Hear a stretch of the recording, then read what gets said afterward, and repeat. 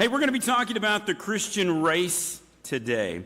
It comes from Hebrews chapter 12, verses 1 through 3. Here's that passage of Scripture again, if you would like to see that Kanan read to us earlier.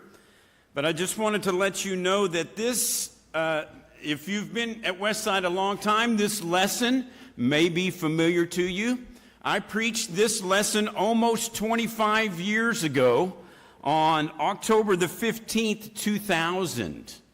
And it was a lesson, it was my first lesson that I preached from this pulpit at Westside. It is a lesson that is special to me. And if you were here, was anybody here 25 years ago? You remember this lesson, Ken, Janet? I've obviously had an interesting impact on them. But in that lesson, I got up here and I expressed, a few things that I'd learned since I'd been here in Norman and since I've been at Westside. One of the things that I had talked about after serving here for about 3.5 months is that Del Rancho had a really good bacon cheeseburger, okay? And I talked about that I learned that you don't take Lindsay if you're trying to go from east to west in Norman. Don't take Lindsay. That's a bad mistake. And I talked about that this was a really high podium. And I would only been on one step when I was at Tecumseh, and you're up here in the clouds at Westside, I guess. And so this is an update from 25 years ago, things that I have learned. First of all, this is still a really high podium as far as churches go, okay? And then the other thing is that still don't take Lindsay if you're traveling, east to west and trying to cut across Norman, except when maybe the students are in session. But even then, it's really kind of risky and dangerous. And so, and then I don't know much about Del Rancho's bacon cheeseburgers. There's probably other places that I would probably prefer to go regarding that. But when we're talking about today, the Christian race, there's a lot of great venues to run. But when you're talking about running indoor, that's a little bit different story. This is one of the greatest places in the United States to run indoor. It's the Air Force Academy indoor facility. It's been this way, a great place to run for many years. I first was there in 1995. And I didn't run any races there, but we got to tour this facility. Today, I think you have to have special connections if you want to even get in to the U.S. Air Force Academy just to kind of look around. And in this facility, there are, it's the largest, one of the largest permanently hung murals in the world. It is 40 feet high. It is 320 feet in length, and it consists of 4 panels. The honor code and the core values are displayed on the top and the bottom of this massive painting. And the top, which is the honor code, says, "We will not lie, steal, or cheat, nor tolerate among us those who do." And the bottom, which is the core value, says, "Integrity first, service before self, excellence in all we do." And the track is amazing too. You can see it is blue in color, but it is a runner's dream. When I was there in 95, I decided I was going to take a fast lap around this thing, so I took off running as fast as I could. And I found out very quickly that high altitude is not a place necessarily to do that if you're not in very good condition, because I was huffing and puffing by just one 200-meter lap. Okay, so it has a lot of spring, has a lot of cushion. It really is truly a runner's dream.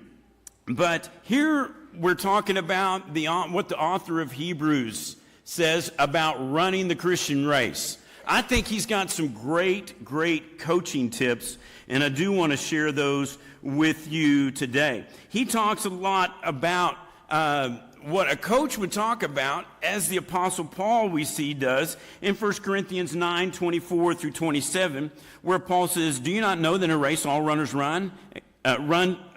compete, but only one receives a prize, so run that you may obtain it.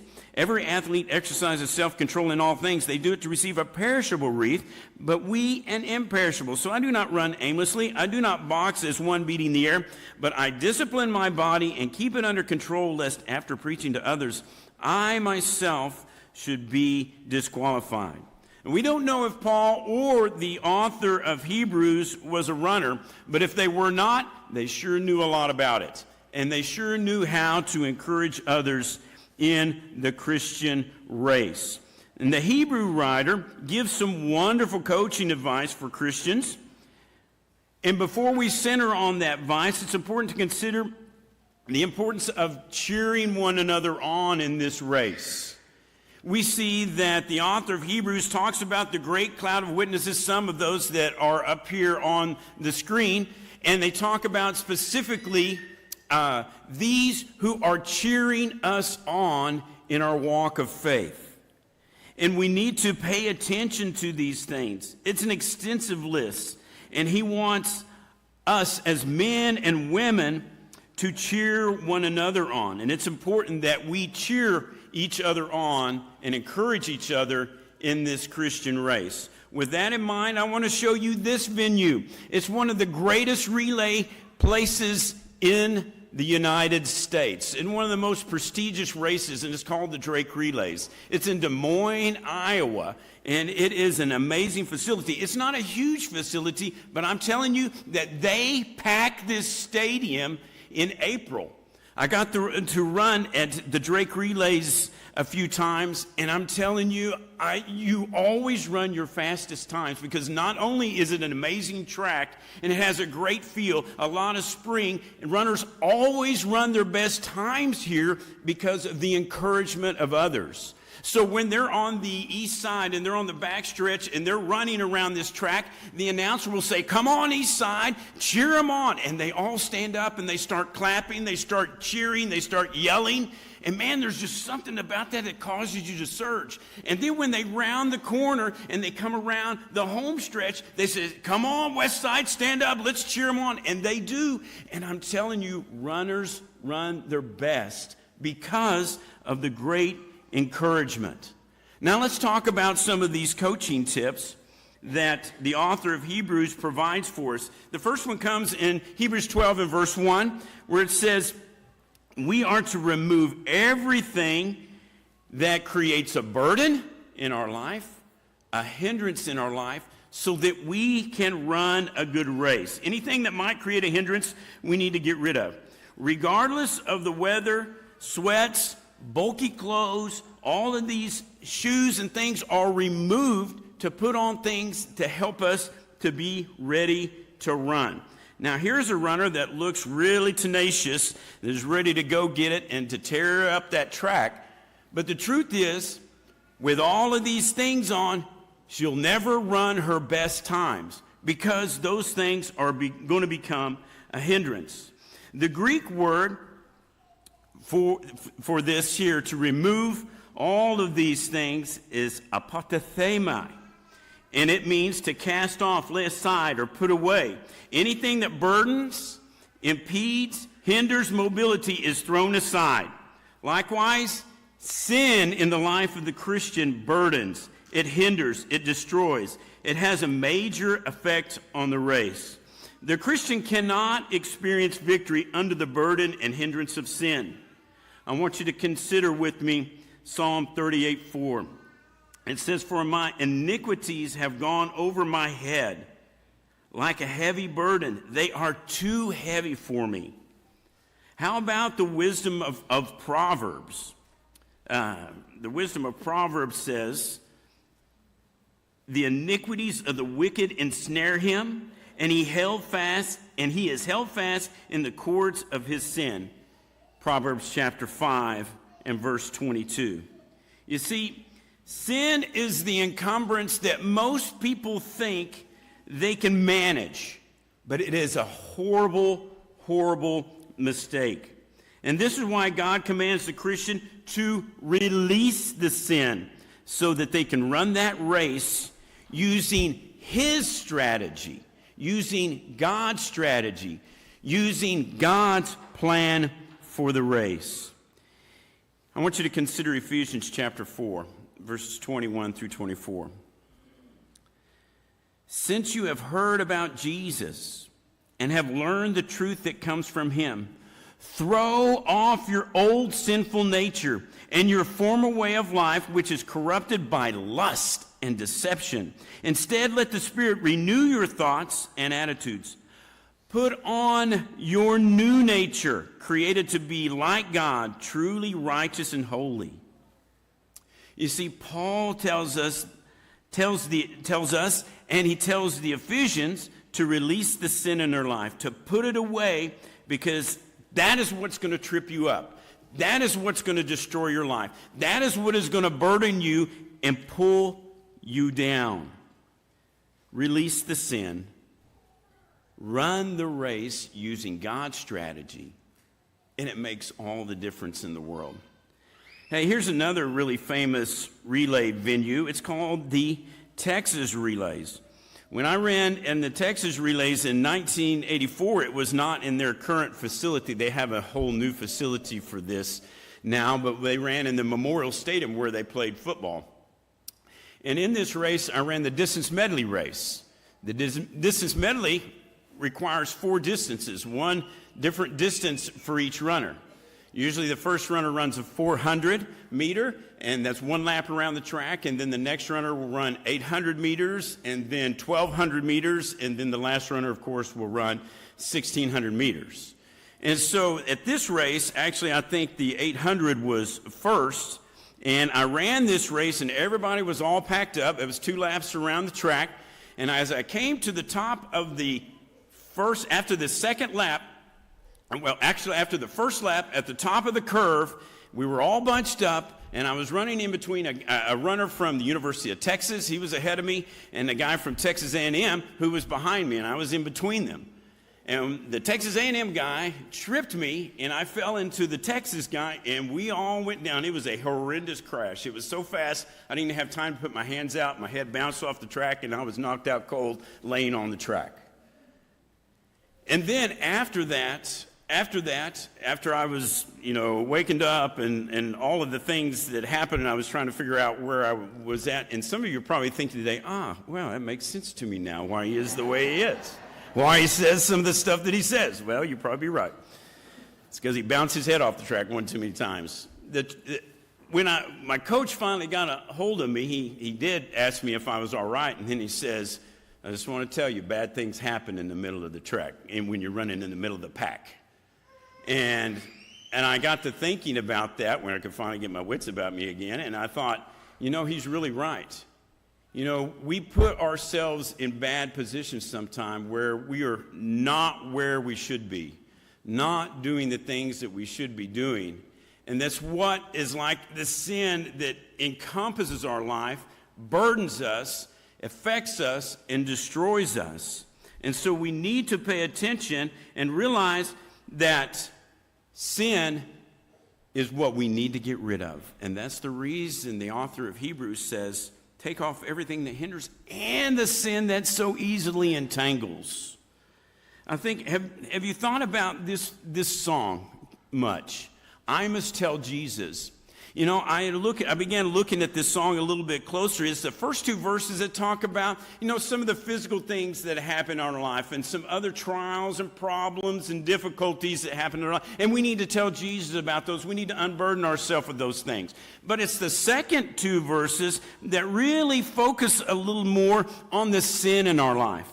The 3rd verse says, tempted and tried, I need a great Savior who can help my burdens to bear. The 4th verse says, how the world to evil allures me, how my heart is tempted to sin. Those burdens, and what is my options but to tell it to Jesus, because he's the one that can take that burden away. He's the one that can solve that problem. And it's a beautiful, beautiful song, an old hymn that tells us to unburden that sin in our life, to take off the sin that so easily entangles. Well, the first thing that we're told by the author is to remove that sin, remove everything that hinders and the sin that so easily entangles and burdens us. And then we're told, secondly, also in verse 1, to persevere. In other words, keep on running. As the Bible in Basic English tells us and translates that, well, the CEV translates to run with determination. The NCV and the Message say to never give up. And then we have several versions, starting with the NIV, that says to run with endurance. The Greek word here for perseverance is hupomone, meaning hopeful endurance or constancy, continuing in perseverance, continuing with our endurance, not giving up. The Christian is to start fast, to hold on to the pace even when it gets difficult, and to finish strong. Did you know that even marathons start really fast? You wouldn't think that. Oh, wow, I'd probably take off on a marathon. I just need to start walking. Well, they also start really fast. And to hold on to that pace and really to finish strong. With perseverance, victory is attainable. Without it, we drop out of the race. Let me tell you that if it was one pet peeve that my coach in high school, my high school track coach had, it was quitting the race. If you ever quit the race, he ever saw you do that, it was not pretty. You know, he was a thrower. He was a shot and discus thrower when he was in college. He reminds me of Conrad Aaron. You know, can you imagine, doing something to upset the Conrader? It's not going to be pretty if he was to get in your face and let you know that that wasn't good. And that's kind of like my coach in high school. If you quit the race, boy, he would let you know that you would never do that again. If he was coaching you, you would never to do that. But you were also, no matter how you felt, no matter how poor your time was, you finish the race and never quit. Basically, he was saying, be determined to cross the finish line. I was telling somebody the other day about this guy I knew in high school. We called him Crash Jones. Yeah, didn't really know his name, but he was from the town of Jones in Oklahoma, and he wasn't quite all there, but he was a good runner, and he was a sprinter. He was running the 100-yard dash, and this was back when I was in high school. There were a lot of cinder tracks. Do you know what a cinder track is? It's basically fine gravel is what it is. It's not rubber. It's not any kind of nice surface that we have today that we run on. It's basically dirt and gravel that you were running on. And so he was running this 100-meter race, and he wanted to win so bad, he did a Superman at the finish line and just dove straight out and landed and just cut up and scraped himself at the finish line, thinking that he was going to win. Guess what? He didn't win. And that was basically a tough lesson to realize. I'll tell you why he didn't win here in just a little bit. We'll talk about that, and I'll show you a slide that basically relates to that. But let's take a look at James. James says, consider it pure joy, my brothers, whenever you face trials of many kinds. Because you know that the testing of your faith develops perseverance. Perseverance must finish its work so that you may be mature and complete, not lacking anything. I'll be honest with you. I don't like running against the wind. I don't like running uphill because it's painful, number one, and it hurts. I don't like those things. I'm not a real huge fan of long distances. Those are painful for me, and they hurt.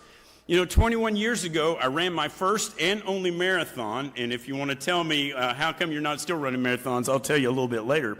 But I ran my only marathon 21 years ago, and I trained for it. I was in pretty good shape for it, and as I started running this race, there was this old man that looked something maybe kind of like this that I passed, and he was kind of moaning. He was in pain. He was stiff.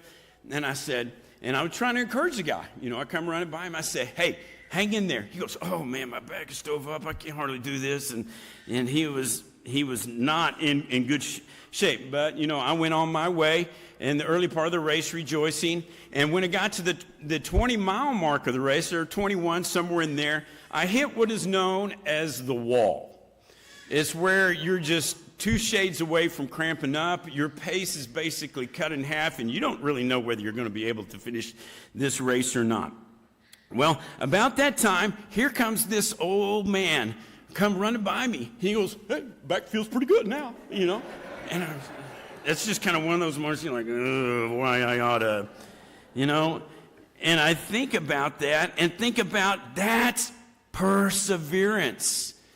Even through all the difficulties, even if you don't think that you're going to make it just one more step. This is one of the things that I remember so much about Wilderness Trek and backpacking, hiking in the wilderness, and trying to take the peak of a 14,000, 13,000 foot mountain or something like that. It's just, just take one more step.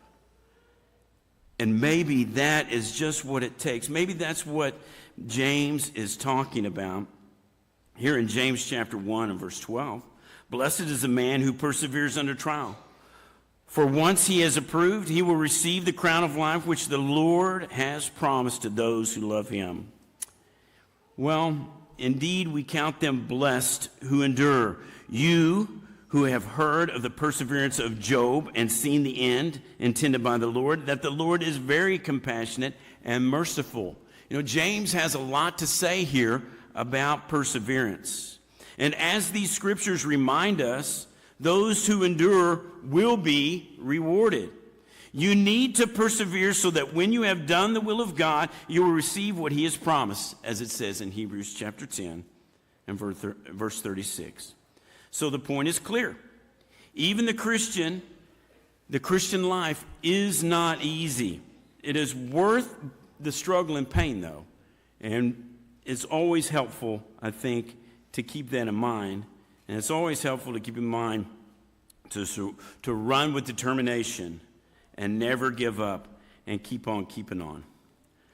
Probably you're familiar with Sir Winston Churchill, the Prime Minister of England during World War II. And it was at this time that, and maybe you have heard his famous speech about not giving up.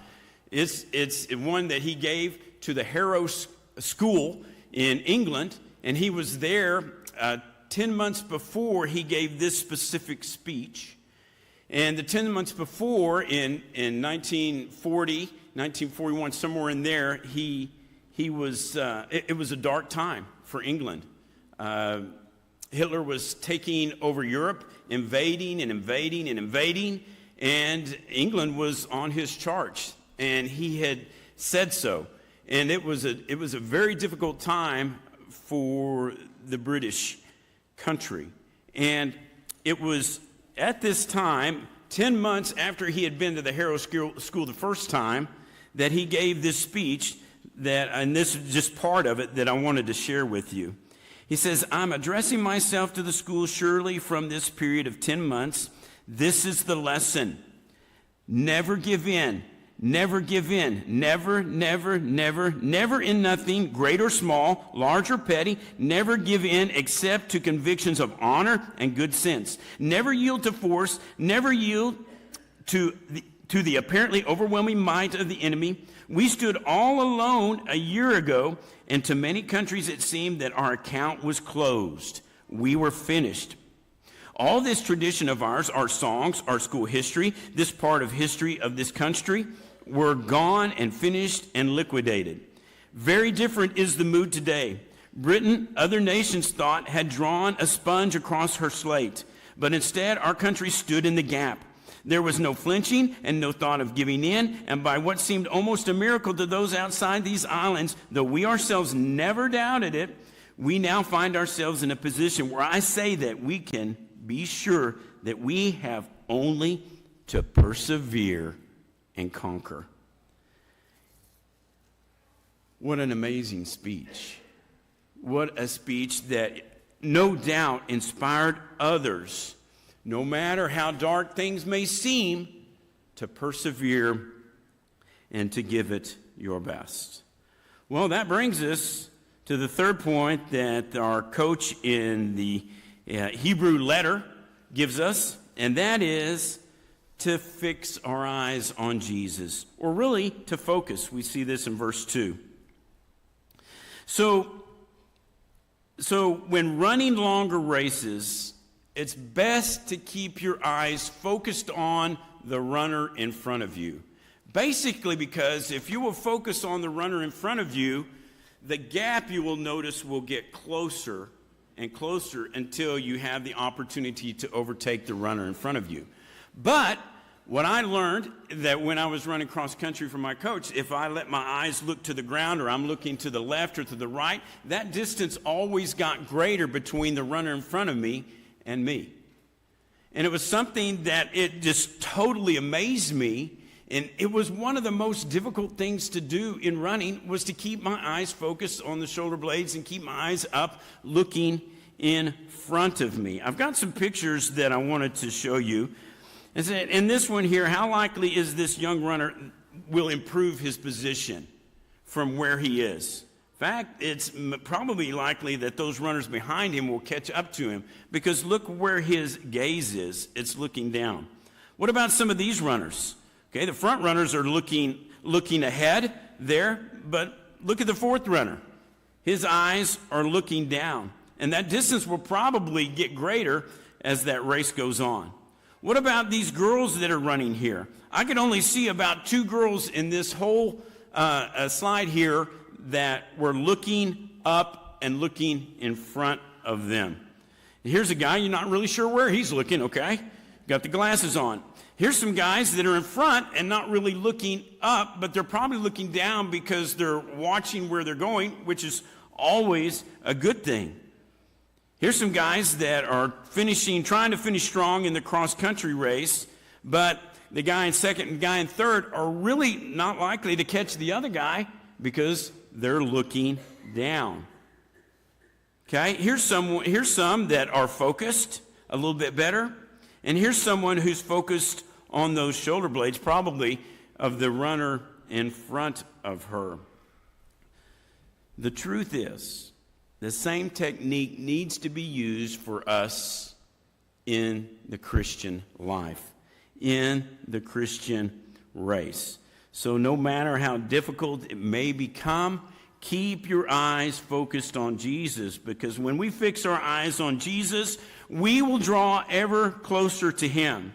It's when we take our eyes off of Jesus that we drift away, and that's exactly what happens to us, is the bad things. Just like in the race that I ran at the Texas relays. So good things happen when your eyes stay fixed on God. This is exactly what Jehoshaphat learned in the Old Testament. Jehoshaphat is one of the few good kings of Judah.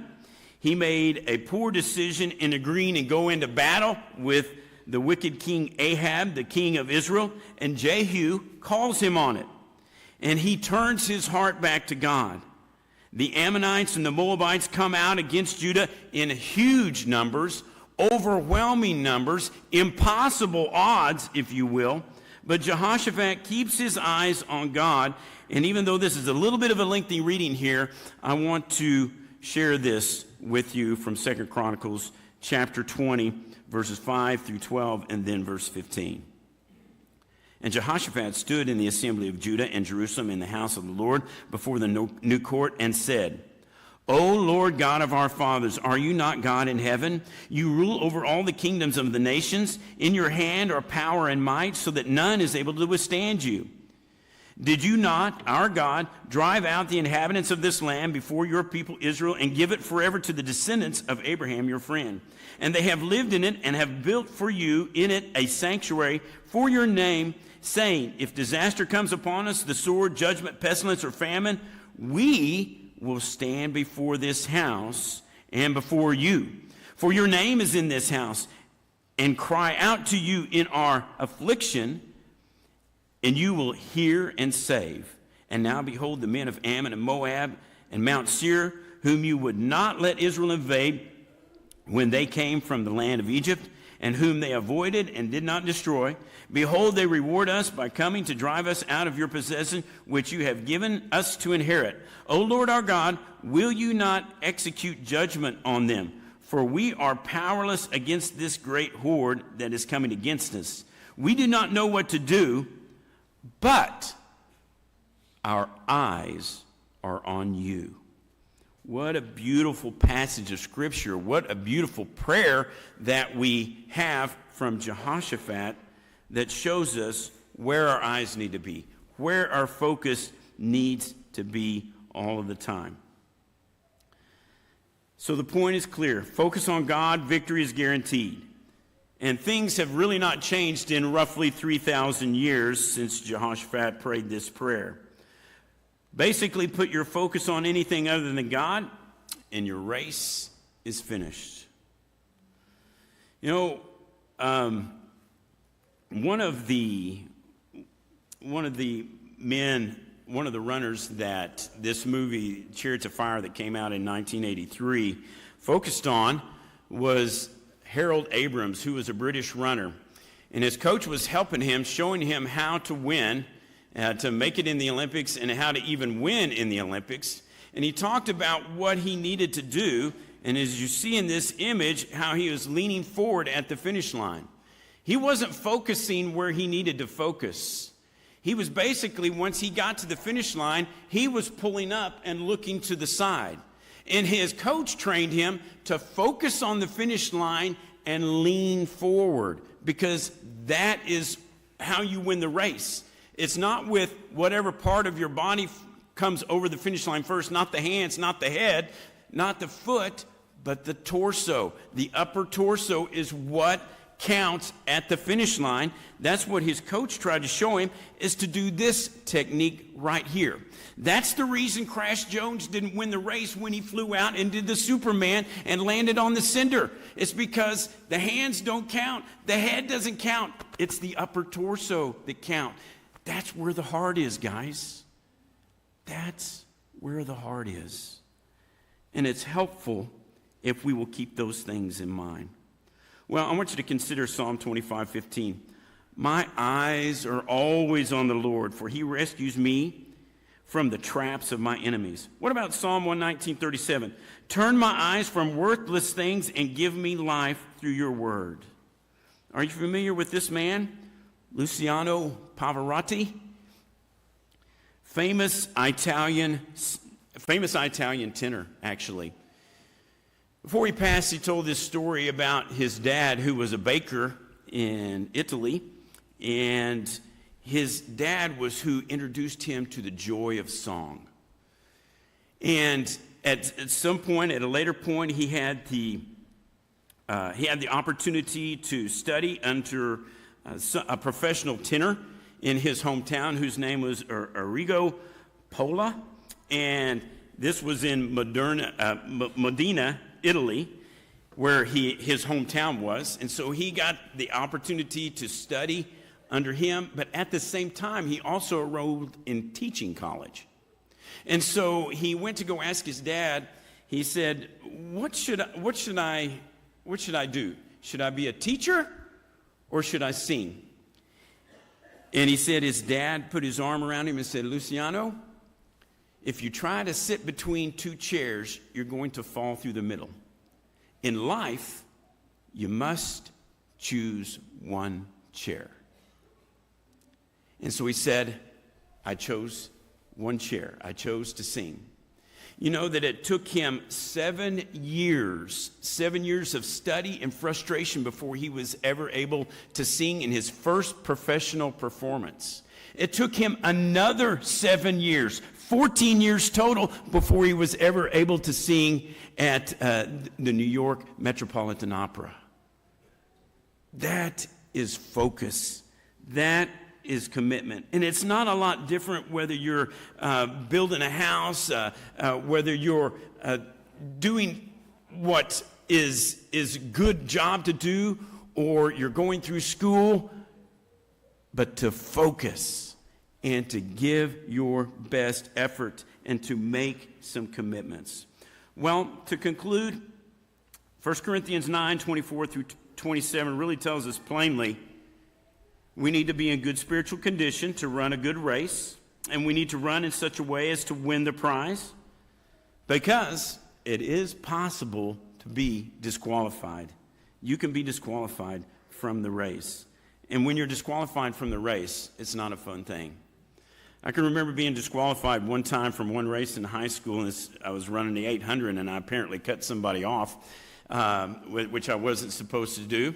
I didn't mean to do it, but when I finished the first lap, one of the officials in the race grabbed me by the arm, and he slung me off of the track. He just grabbed me, and it's just like a windmill, just tossed me off of the track. And it didn't make my coach too happy, and I didn't envy the guy in his position after talking to my coach, which I told you about. And so I learned a great lesson that day. If you're disqualified from a race, you may not be able to finish, and certainly finish the way that you want to. So we need to pay attention to that. But there's some great coaching tips that we need to be reminded of. And it's not long, and it's not difficult. It's not a tough formula. It's simply we need to remove the sin in our life. The things that so easily entangle and all of the burdens of sin in our life needs to be eradicated. Jesus is the only person who can do that for us. We need to run with perseverance. The race is marked out for us. God has a strategy for us. He has a plan, and we need to use his strategy and run with his strategy in mind. And then, of course, the most important, fix your eyes on Jesus. Be focused on Jesus the whole time. You know, I'm not sure where you are in your walk or in your race, the Christian race. It's not an all-out sprint, but it is this. It is something that we need to stay with. We need to continue to do our best to run the best race that we can. And the truth is, and you know this, that I've not always run the best race that I could. And you haven't always run the best race that you could either. But we need to realize we can refocus, we can put our eyes and our focus on God, because he is the one who will help us through this race. When times get difficult, when times get tough, he is the one who we should look to, because he's the only one that matters. He's the only one that will bring us the true joy. If we can help you in some way today, if you need the prayers of the church or need to start your life with Christ, we encourage you to come at this time as together we stand and we sing.